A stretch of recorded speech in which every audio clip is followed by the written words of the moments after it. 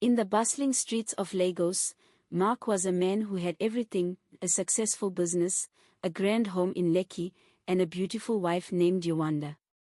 At 35, Yewanda had stood by his side through thick and thin.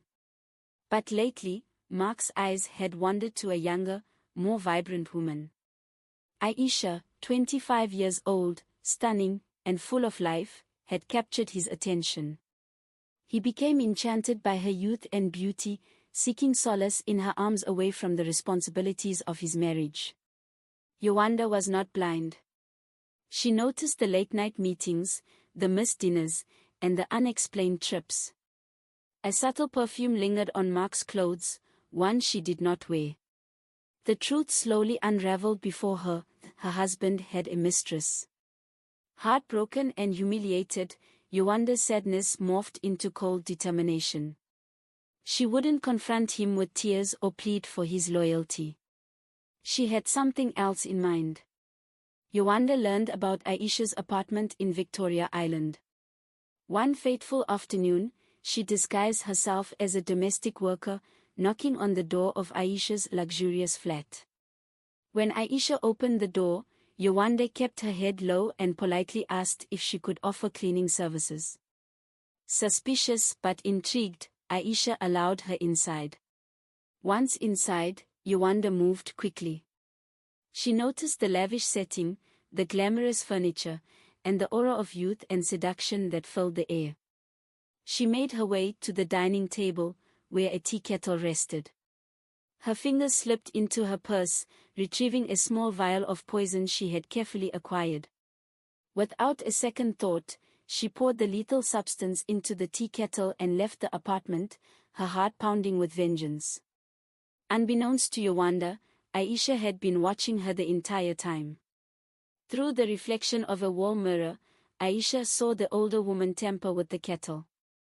Though she didn't fully understand the woman's intent, suspicion burned in her mind.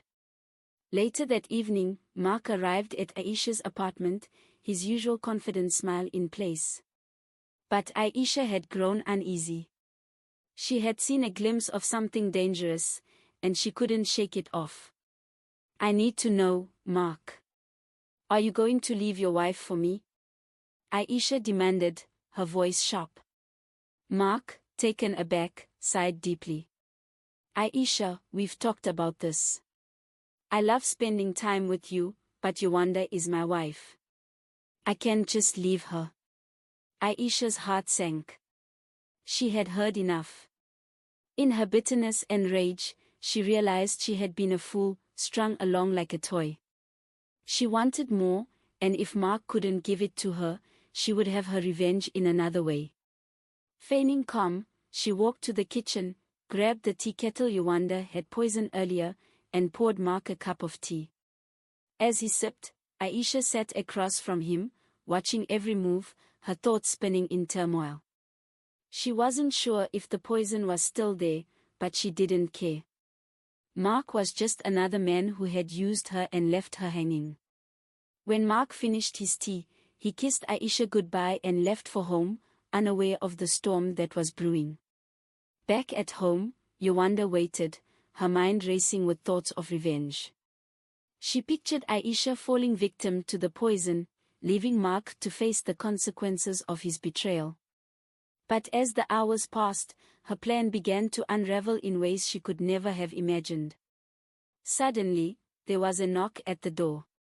Yewanda opened it, and there stood Mark, his face pale and his body trembling. Without saying a word, he collapsed into her arms, gasping for breath.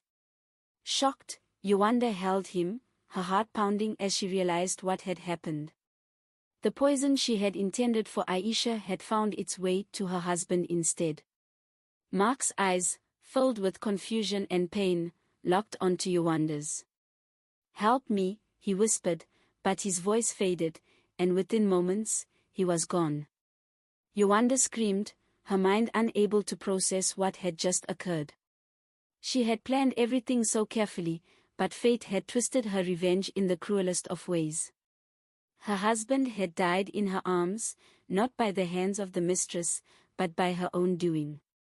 And then, As she wept over Mark's lifeless body, the phone rang. It was Aisha. Yawanda, her hands shaking, answered the call, her breath shallow.